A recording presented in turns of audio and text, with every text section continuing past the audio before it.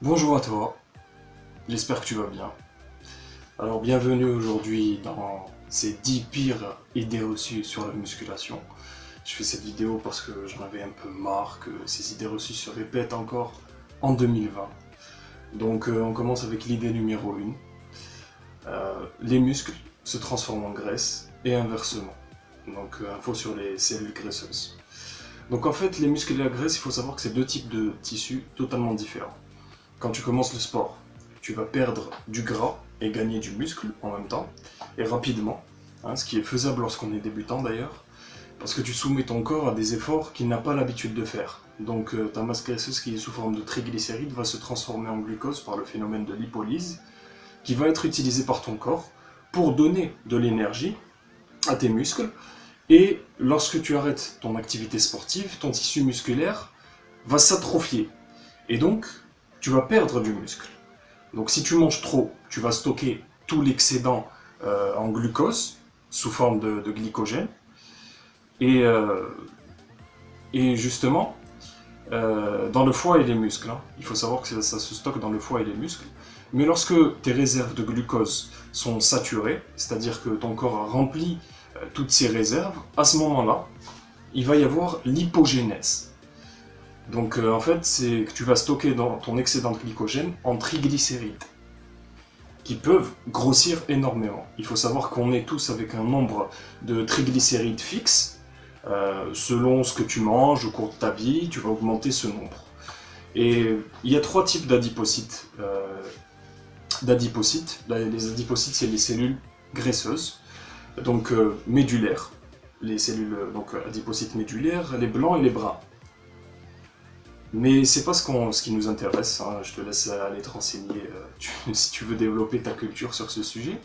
En fait, les adipocytes sont des cellules animales qui sont présentes dans les tissus adipeux et spécialisées dans le stockage des lipides, comme je l'ai dit, la matière grasse. Ils stockent les lipides jusqu'à une taille cellulaire critique, qui est située entre 50 et 150 micromètres. Et au-delà de cette taille maximale, l'adipocyte, ne pouvant plus stocker de graisse, se divise. Il faut savoir que cette taille que je vous ai donnée, c'est quand même énorme au niveau cellulaire. C'est d'ailleurs les cellules les plus grandes de notre corps. Donc au-delà de cette taille maximale, l'adipocyte ne pouvant plus stocker de graisse se divise, comme je l'ai dit. Ce qui conduit à la formation d'un nouvel adipocyte par le processus de mitose. Et donc les réserves de lipides sont constituées de triglycérides.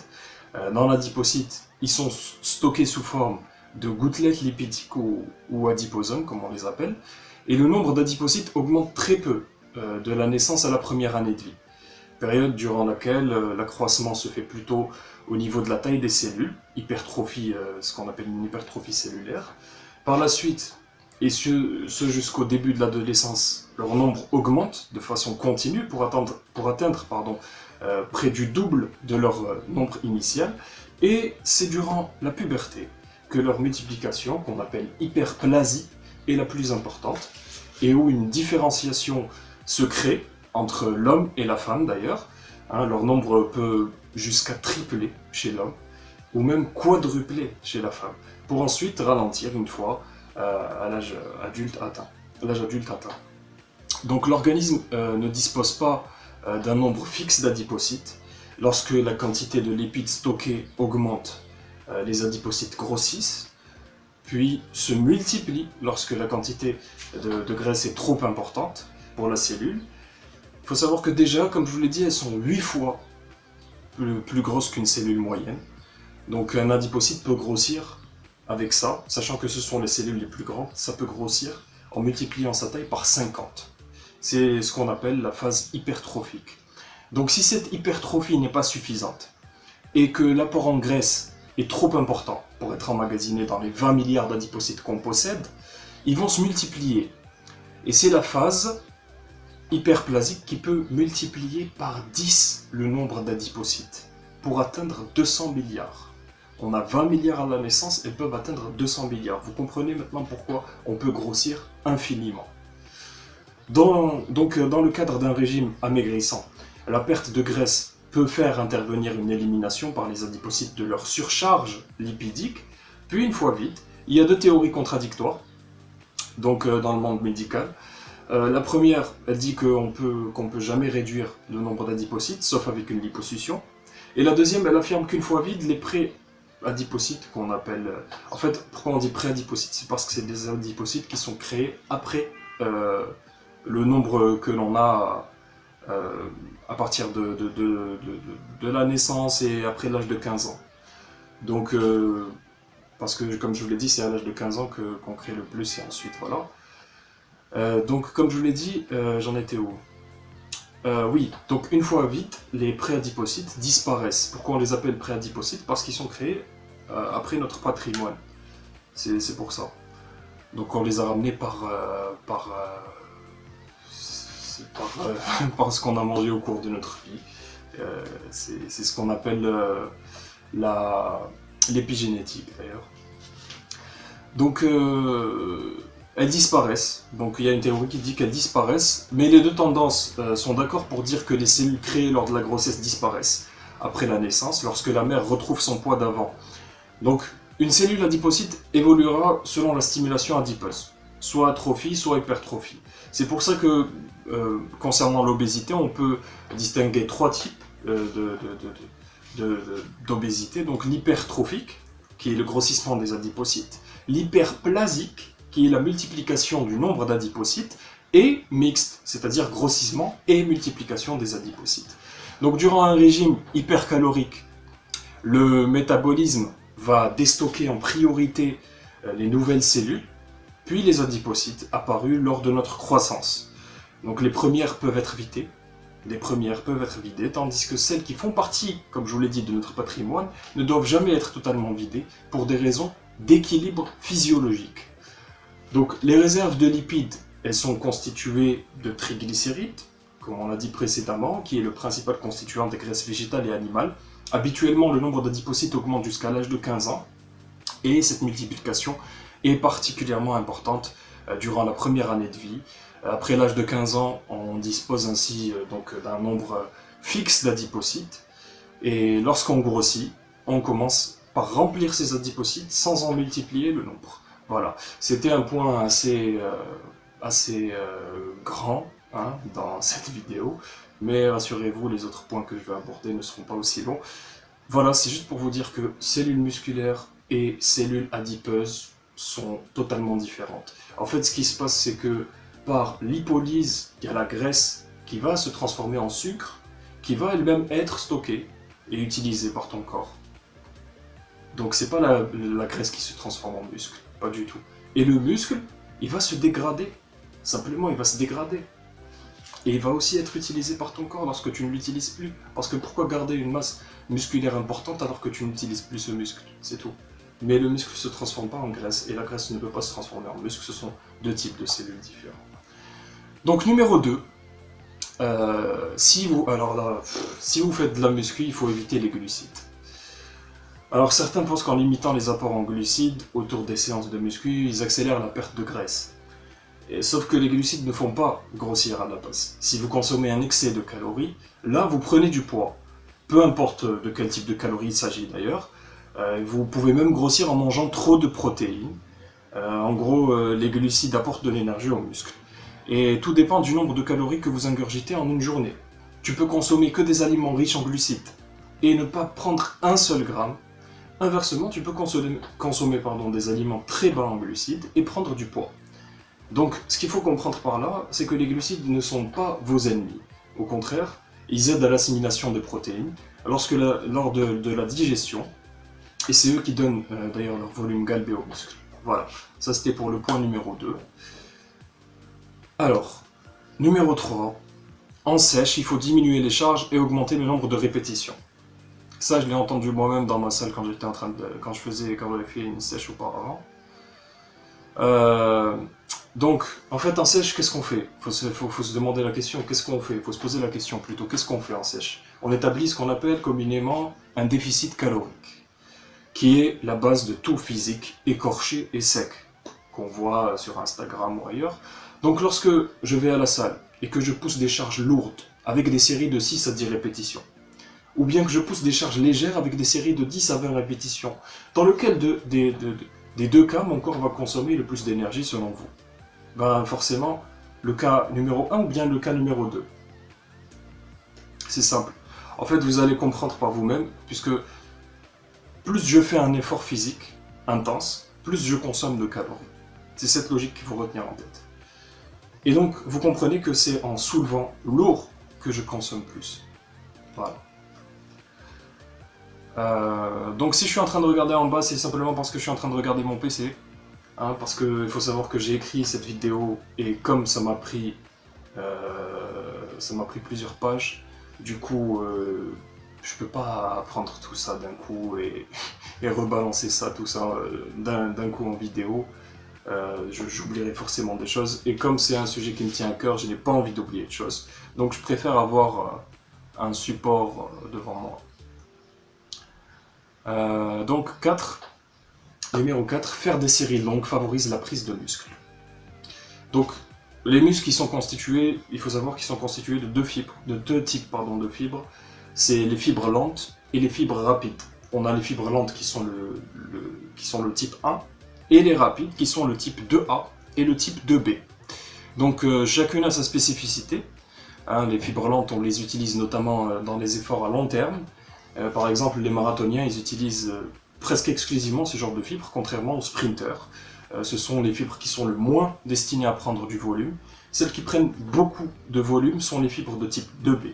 Et c'est celles qu'on stimule avec des efforts courts mais intenses. Donc les fibres de type 1, on les appelle aussi les fibres slow en anglais, les fibres S.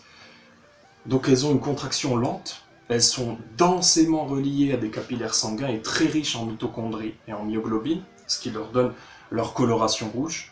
Elles utilisent donc beaucoup d'oxygène pour les activités aérobiques et elles se contractent pendant longtemps. Ce sont les premières à se contracter. Elles ne développent pas une force importante, mais elles peuvent rester contractées longtemps. Elles sont très riches en mitochondries qui apportent l'énergie nécessaire à la contraction sous forme d'ATP, parce que les mitochondries, c'est elles qui apportent l'oxygène à la cellule. Hein. C'est elles qui sont responsables de ça dans les cellules, dans toutes les cellules de notre corps d'ailleurs. Et elles sont également riches en myoglobine, donc qui sont capables de fixer, je parle des fibres de type 1, pas les mitochondries, elles sont riches en myoglobine, qui sont capables de fixer l'oxygène plus fortement que l'hémoglobine, ce qui leur donne une couleur rouge, comme je vous l'ai dit. Donc c'est des fibres de l'endurance, elles sont fines, développées lors de la pratique des sports d'endurance, comme le cyclisme, le VTT entre autres, et elles n'ont qu'un faible potentiel hypertrophique. Et on a les fibres de type 2. Donc les fibres fast and resistant, donc les fibres de type 2A, qui se développent, une force plus importante mais se fatigue plus vite. Et puis on a le must en musculation qui sont les fibres de type 2B qui s'appellent les fibres FF, Fast and Fatigable. Donc ce sont les fibres développant la force musculaire la plus importante, mais elles se fatiguent très vite. Elles sont donc mises en jeu lors d'un effort important et ponctuel comme en musculation. Elles sont pauvres en mitochondries. Elles sont plus pauvres en mitochondries et en myoglobine. Et elles sont par contre plus riches en glycogène, d'où leur couleur blanche, parce qu'elles sont blanches les fibres. Elles ont une couleur blanche. Elles peuvent facilement développer une hypertrophie et se contractent rapidement et intensément, mais elles fatiguent très rapidement, notamment à cause de leur activité anaérobique. Elles constituent la majorité de la force musculaire et ont un potentiel de développement accru. Donc c'est des fibres anaérobiques qui utilisent majoritairement la glycolyse. Et les animaux de petite taille d'ailleurs sont bourrés de ces fibres, comme le rat ou encore le poulet. C'est la principale fibre musculaire, expliquant d'ailleurs la couleur de leur chair. La couleur de la chair de ces animaux. C'est de la viande blanche. Donc, voilà. Donc, tout ça pour dire que oui, non, c'est complètement n'importe quoi. C'est pas en faisant des séries longues avec des charges légères que tu vas prendre plus de muscles. Non, pas du tout. Alors numéro 5, les gains faits avec l'entraînement au poids du corps durent plus longtemps. Celle-là par contre elle a ni queue ni tête. Je vous le dis tout de suite parce que même si ces sports sont assez proches, ils restent différents. En fait en street workout, on fait quoi ? On fait des figures. Et ça, c'est d'ailleurs un autre sport. Mais concrètement, la base, c'est quoi? Traction, pompe, muscle up, abdos, et voilà. Donc, certes, les muscle up, on n'en fait pas en musculation. Mais les 3 autres mouvements, on les fait en musculation. Donc pourquoi faire des tractions sans être lesté va me faire perdre moins vite de muscles si je m'arrête que si je fais des tractions en salle en étant lesté. Certes, je perdrai plus de muscles que la personne qui fait du street workout, parce que j'aurais simplement acquis plus de muscles. Mais si on prend 2 personnes qui font des tractions et pompes et abdos sans poids, pourquoi celle qui fait ça en salle perdrait plus vite du muscle que celle qui fait ça en dehors? Ça n'a pas de sens. Numéro 6, il faut courir pour maigrir. Celle-là, elle est encore aujourd'hui très très répandue. Donc j'ai dit précédemment qu'il fallait créer un déficit calorique pour perdre du poids. Donc tu peux perdre du poids sans faire aucun sport. En fait, juste en diminuant ta quantité de nourriture, tu peux perdre du poids. Après, si tu veux maintenir ta quantité de nourriture, tu peux maigrir en ajoutant de l'activité physique à ta vie. Ça peut être n'importe quel sport, et non pas nécessairement la course à pied. Donc si tu manges sans compter et que tu fais du sport à côté, tu peux ne rien perdre du tout. Par contre, si tu calcules tes apports quotidiens en calories, ou bien même si tu sais à peu près combien de kilocalories tu manges par jour pour te maintenir à ta masse, parce qu'on dit souvent poids par défaut de langage, mais non, c'est la masse qui est exprimée d'ailleurs en grammes, kilogrammes, etc. Le poids c'est en newton. Bref, ça c'est un autre sujet. Donc si tu sais combien de quantité de bouffe il te faut pour que tu gardes ta masse, ben là si tu ajoutes du sport, tu maigriras, mais pas nécessairement de la course à pied. Pour vous dire, une séance musculation avec des charges assez lourdes consomme beaucoup plus de calories que le fait de courir. Après, bien sûr, ça dépend de ta durée et de l'intensité que tu mets dans l'effort, dans ta pratique. Personnellement, j'ai réussi à perdre 9 kilos avant le bac sportif en 2 mois et demi, en courant et en mangeant moins. Mais j'ai aussi réussi à perdre 17 kilos avec de la musculation, en faisant une sèche sur 5 mois. Et je n'ai pas couru, je crois que je n'ai pas du tout couru. Je n'ai pas couru une seule fois durant cette période. Donc pourquoi plus de temps pour perdre, je vous ai dit 17 kilos en 5 mois, parce que simplement j'y allais doucement, d'une part, et d'autre part, plus tu perds, plus c'est difficile de perdre. Et ça, toute personne qui a fait une sèche sait de quoi je parle. Donc, numéro 7, on arrive au numéro 7. Une fille qui fait de la muscu va finir par ressembler à un homme. Là, c'est une idée reçue, engendrée par les réseaux sociaux. Et les magazines où on voit des femmes bodybuildeuses, qu'on voit dans des concours qui sont volumineuses et sèches. Bon, je vous apprends rien en vous disant que l'hormone qui fait le gain musculaire, c'est la testostérone. Donc, c'est une hormone surpuissante. Il faut savoir qu'une femme produit en moyenne 3,5 fois moins de testostérone qu'un homme. Donc si une femme se met à la musculation, son seul risque, c'est qu'elle va simplement affiner sa taille et prendre du muscle, en galbant sa silhouette, notamment au niveau des fessiers. Tout ça pour dire que les femmes qu'on voit dans ce genre de concours sont dopées. Donc à moins de s'injecter de la testostérone dans le corps, qui est un apport extérieur, eh bien, il n'y a aucun risque pour une femme qu'elle soit autant musclée qu'un homme, quand bien même elle pourrait faire de la musculation pendant des décennies. Numéro 8, prendre sa douche après l'entraînement. Juste après l'entraînement.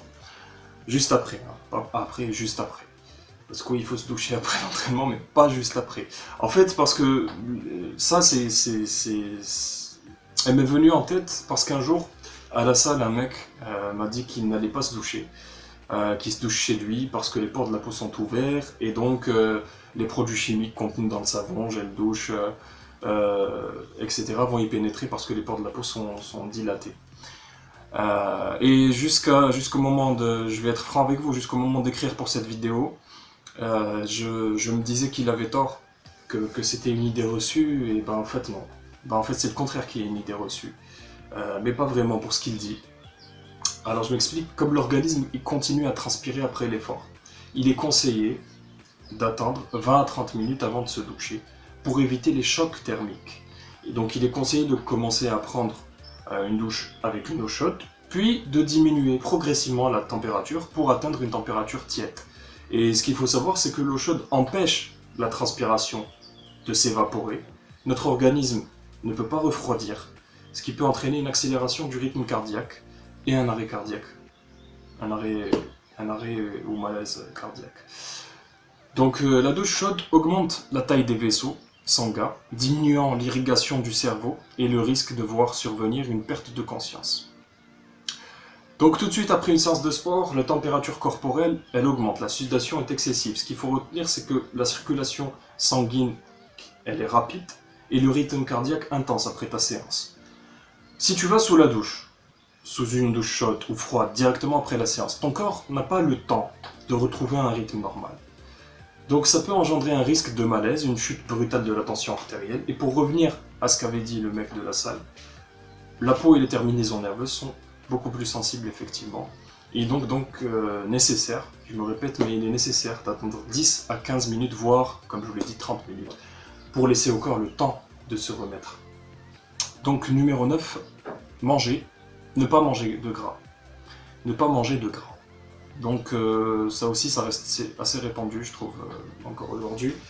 En fait, les hormones qui sont responsables de la prise de muscle ou de la perte de gras, il faut savoir qu'elles ont besoin de lipides pour fonctionner. Donc ne pas manger de gras est contre-productif. Après oui, il faut manger du gras, qui est bon pour la santé. Pas l'huile végétale, l'huile de tournesol par exemple, qui est très cancérigène. Tout le monde pense que c'est une huile végétale, alors c'est naturel, mais pas du tout. C'est une huile qui est bourrée d'oméga 6, et les oméga 6, on les trouve partout dans notre alimentation. Les oméga 6, le plus difficile en fait, c'est de maintenir l'équilibre entre oméga 3, oméga 6 et oméga 9. Et sachant qu'aujourd'hui, notre consommation est déséquilibrée. L'apport recommandé est de 4 fois plus d'oméga 6 que d'oméga 3, et on consomme actuellement plus de 20 fois plus, jusqu'à 20 fois plus d'oméga 3 que d'oméga 6, d'oméga 6 que d'oméga 3, pardon, je me mélange. C'est pourquoi donc on utilise plus souvent des compléments alimentaires d'oméga 3. Et pour finir les oméga 3, pour vous dire, pour casser cette idée reçue, les oméga 3, ils aident à réduire l'hypertension artérielle tout en diminuant la quantité de triglycérides dans le sang. Voilà. Si j'ai un peu bégayé, c'est parce que simplement je suis en train de geler, donc comme on est au Ramadan, vous savez que c'est un peu difficile. Donc, numéro 10, travailler ses abdos pour les faire apparaître. Donc c'est très répandu aussi dans le monde du fitness. En fait, tu auras beau travailler tes abdos énormément, si tu es gras, tu ne les verras pas. Parce qu'il y a une couche de graisse sur tes abdos, donc ce qu'il faut faire, c'est simplement les travailler. Oui, mais surtout se focaliser sur sa perte de gras avant tout. Parce que oui, en les travaillant, tu auras des abdos plus volumineux, mais encore une fois, si ton taux de masse grasse est élevé, ils seront jamais visibles. Voilà, pour cette idée reçue. Donc numéro 11, bonus, la musculation, c'est de la gonflette. Oui, j'ai voulu rajouter un petit bonus parce que celle-là, je crois que c'est la number one des idées reçues. Donc, pour y répondre, on va simplement réfléchir par le même raisonnement que tout à l'heure, concernant je sais plus ce que c'était, concernant le K1 et le K2, voilà. Donc, en fait, il faut se poser la question, à quoi consiste un sport ? Donc c'est améliorer ses performances physiques et donc augmenter sa masse musculaire pour pouvoir faire des efforts adéquats avec ton objectif. Donc, compte tenu de ça, si tu fais un sport quelconque, tu vas gagner en masse musculaire. Et si tu arrêtes ce sport, tu vas perdre ce que tu as gagné comme masse musculaire. Donc pourquoi il n'en serait pas de même avec la musculation ? Et pourquoi cette idée reçue est encore aujourd'hui hyper répandue ? D'ailleurs, c'est toujours des gens qui ne connaissent rien qui te diront ça. En fait, j'ai compris. J'ai compris pourquoi cette idée reçue, elle est encore répandue et elle s'est répandue de plus en plus d'ailleurs au fil des décennies, c'est simple. En fait, c'est le sport où tu vas prendre le plus de masse musculaire. Et c'est d'ailleurs un sport que tous les sportifs de haut niveau pratiquent d'une façon, pour augmenter leur performance physique dans leur sport. Ils font de la musculation en complémentarité, comme tout le monde aime le dire. Donc vu que ce sport existe pour augmenter au maximum ta masse musculaire, c'est normal que lorsque tu l'arrêtes, ça se voit plus sur toi, qui fait de la musculation pendant des années, que sur un footballeur par exemple qui n'en fait pas du tout, avec les mêmes objectifs que toi. Faut se demander, rien que le mot musculation, c'est de la musculation.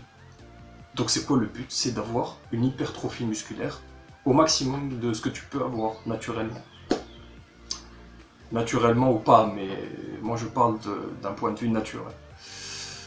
Donc ça n'a aucun sens de se dire que c'est de la gonflette, comme si que tes muscles étaient sans force, alors que lorsque tu augmentes ta masse musculaire, tu gagnes obligatoirement aussi en force. Donc lorsque tu t'arrêtes, tu perds du tissu musculaire, comme dans tout sport qui existe. J'ai jamais vu d'ailleurs un cycliste qui s'arrête du jour au lendemain et puis même des mois après il garde son niveau physique d'avant. Ses performances, sa musculature, ils sont tous d'ailleurs très fins.